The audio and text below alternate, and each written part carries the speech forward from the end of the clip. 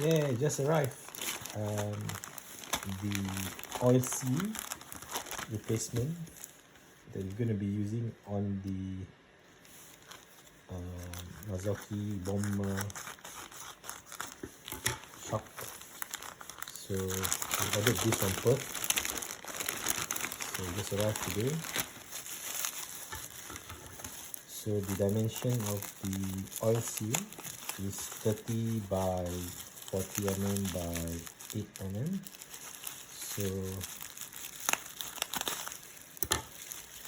finally we receive it. So this is the 4 oil shock.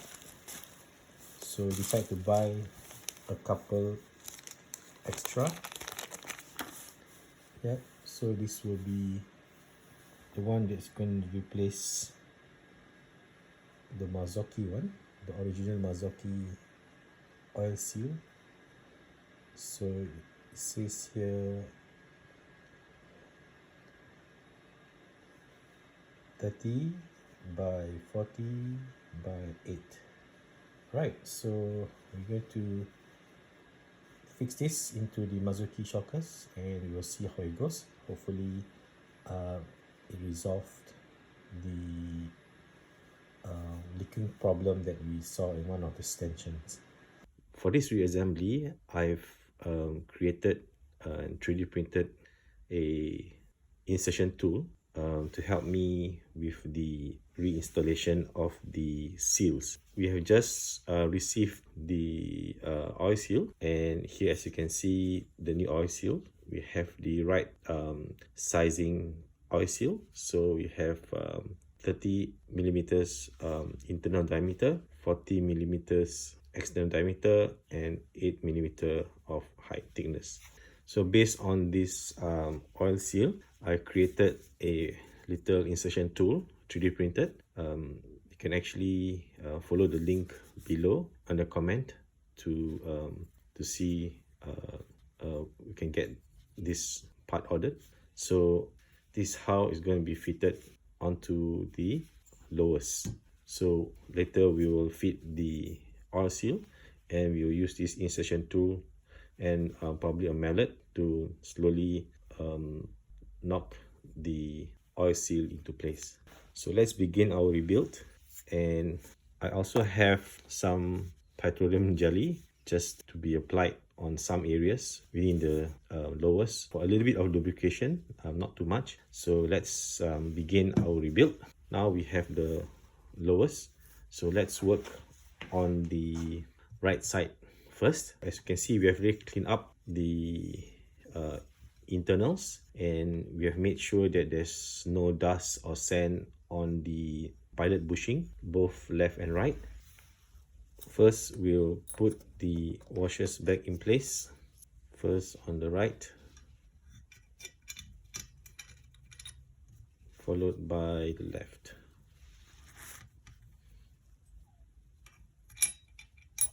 As shown. So make sure that both are sitting properly. Then we can proceed with putting in the oil seal. So make sure it's in the correct direction. So the oil seal, where the opening where you can actually see the spring will be inside facing the internals. So in this case, we will have it placed like this. Then with the help of the insertion tool, we will press this oil seal in place like that. So on a firm platform, you can either just use your hand and push in firmly. Make sure that it sits directly on the washer. Do check to make sure that the oil seal sits well, properly on the washer. With the help of a mallet, we can just slowly knock in place.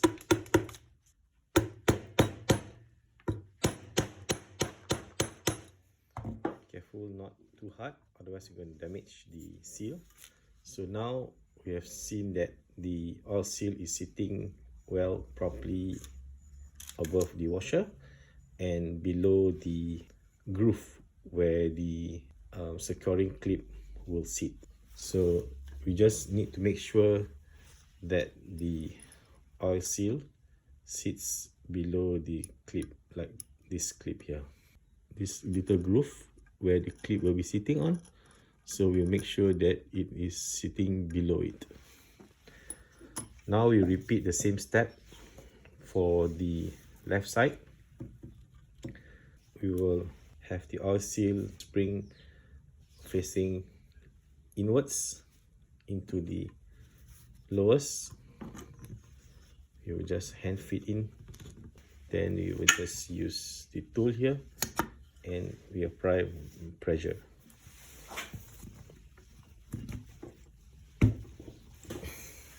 And you can use a mallet to knock it in place and to make sure that the oil seal is sitting flat above the washer, and we also have it sitting below this groove where the securing clip should sit. So next we will place the retaining clip, and we have to make sure that the retaining clip is sitting firmly on the groove above the oil seal. Using a flat screwdriver, make sure the clip is placed well on the groove, so the retaining pin will be holding the seal in place. Now we do the same thing for the left side. You will insert the retaining spring and we use the flat screwdriver carefully to push it in place so that the securing clip is sitting properly on the groove all around. Make sure. Okay, once that's done, so we make sure there's nothing actually fallen into the lowest. Now we can proceed with preparing to insert the uppers into the lower section. As an additional step that I will do is to lightly grease the upper sections here where the clip is before we actually insert the dust cover in place, so that that little grease will give a little bit of seal and also prevent any dust if or there will be to fall into the gaps to be held in place instead of dropping further into the lowest. So I'll just apply some grease just around at the edge here like that, not too much. Similarly for the other side, just apply some just at the edge like that. So the idea here is to actually just create a bit of seal, just a little bit, not over with the grease. And then now we are ready to reassemble the upper section, and we insert the stanchions into the lowest. So we put the lowest aside and we will prepare the uppers. Next step, we will reinsert these two modules back into the stanchion. Then we will secure back these two modules within the stanchion with the two circlips. So in order for us to reassemble the circlip, you will need to have this circlip tool. So this circlip tool will help us carry out the installation of this securing circlip. So we'll put the tool aside first. Now we will proceed with firstly installation of the right module.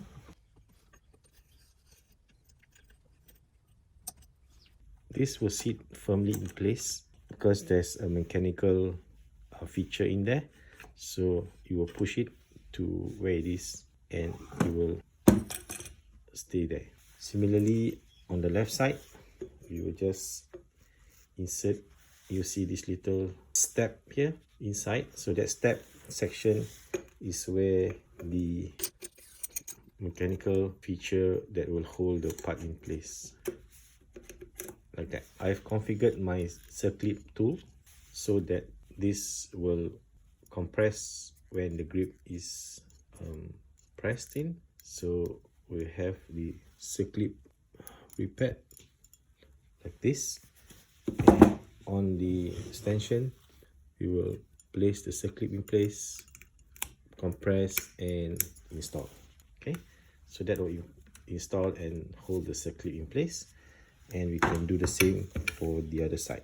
With the circlip tool, we will compress, insert and release. So now the lower section is hold back in place like this, and we are ready to insert the dust cover. Now that we have reinstalled the left and right side pump module, we can set this aside. We can now proceed with our installation of the dust seal on both left and right side of the lowers. I have applied some grease on the inner side of the dust cover, both left and right. So now we will just prepare and place the seals onto the two holes or the lowers of the extension. So similarly, we will use the insertion tool to compress and press the dust seal into the lowers with the insertion tool. With the insertion tool, we will just press the dust seal in place. We give the dust seal a little bit of knock with the mallet so that it sits completely in place.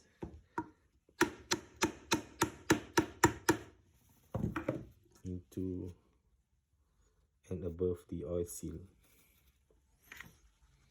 as shown, both on the left and also on the right side.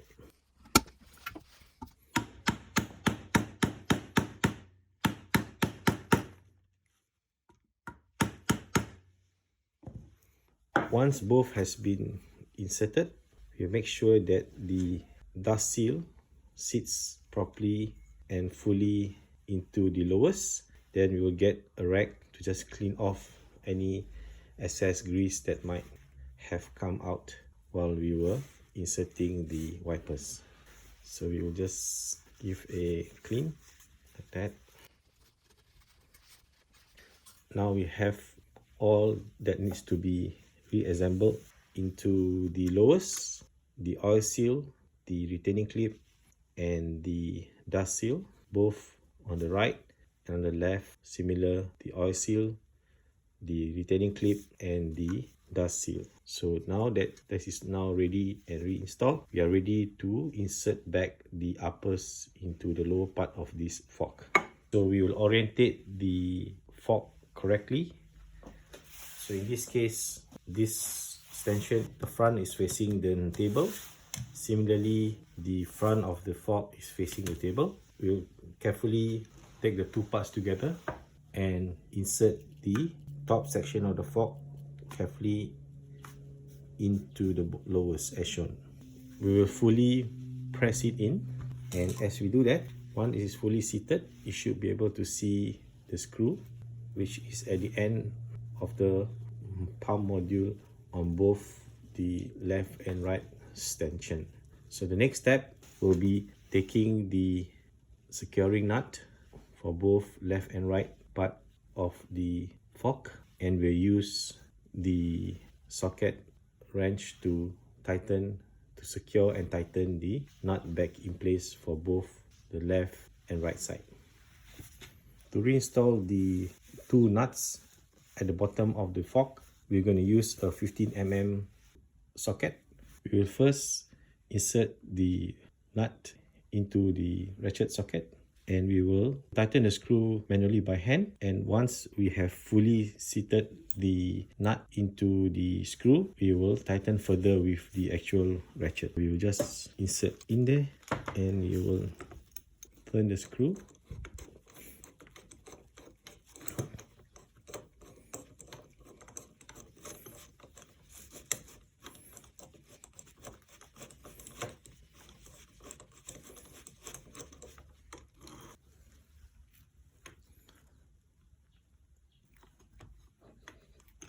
Turn it lightly until it is locked in place. So check again. Yep, the nut is back in place. Similarly, now for the other side. So this nut for the other side, you will insert it in a socket. Then we will screw it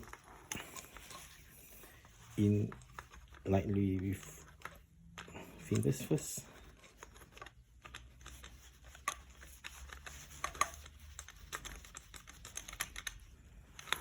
Okay, both screws are now in, both nuts are now in.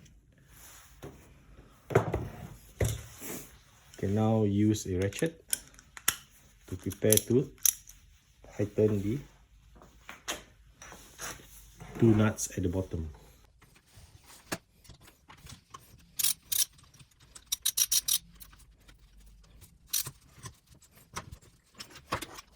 You repeat for the right side and the left side.